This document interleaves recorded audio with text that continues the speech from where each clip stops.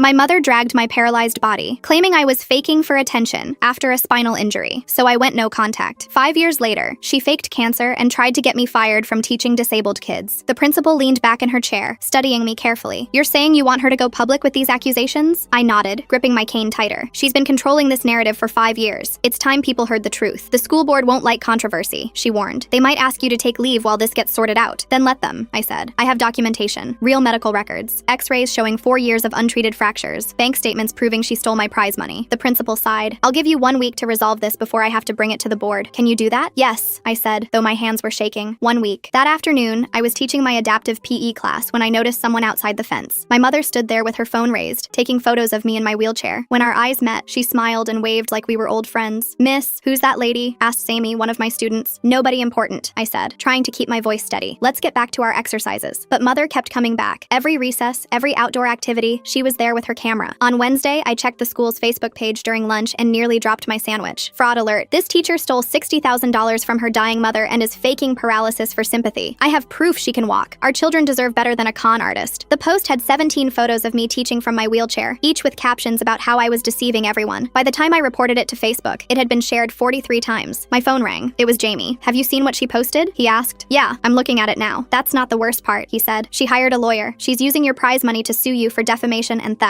I felt my chest tighten. "She can't do that. That money was mine." "I know, but she's claiming she was your legal manager, says she has contracts." The next morning, 3 parents were waiting outside my classroom. "We're pulling our children from your class," one father said. "We can't have them around someone who would steal from their own sick mother." "She's not sick," I started, but they were already walking away. By Friday, half my adaptive PE class was gone. I spent the weekend calling the 3 doctors who had treated my fractures over the years. Dr. Thon refused to get involved, saying he didn't want legal trouble. Dr. Joni had retired and his practice wouldn't give me his contact information. Only Dr. McJonathan agreed to help, but he was out of the country until next month. On Monday, my physical therapist called me, confused. "Your mother just called pretending to be your aunt," she said. "She was asking really specific questions about your mobility. I told her you could walk short distances with your cane because I thought she was family. Did I do something wrong?" My stomach dropped. "What exactly did you tell her?" "Just that you can manage about 15 to 20 steps on good days before the pain gets too bad. Was that okay?" Before I could answer, I got a text from Jamie with an audio file. She recorded the whole conversation and edited it. Listen to this. The recording was choppy but clear. "She can walk 15 to 20 steps. Manages good days." All the context was gone. It sounded like my therapist was exposing me as a faker. Tuesday morning, the principal called me in again. "The board scheduled an emergency meeting for Thursday. Your mother's lawyer sent them a formal complaint with what they're calling evidence." "What kind of evidence?" "The recording, the photos, and apparently testimonies from family members saying you're mentally unstable." I spent Tuesday night on the phone with Jamie. "She's telling everyone she has cancer," he said. "Aunt Osamantha called me crying, saying you're heartless for abandoning mom during chemo. She doesn't have cancer."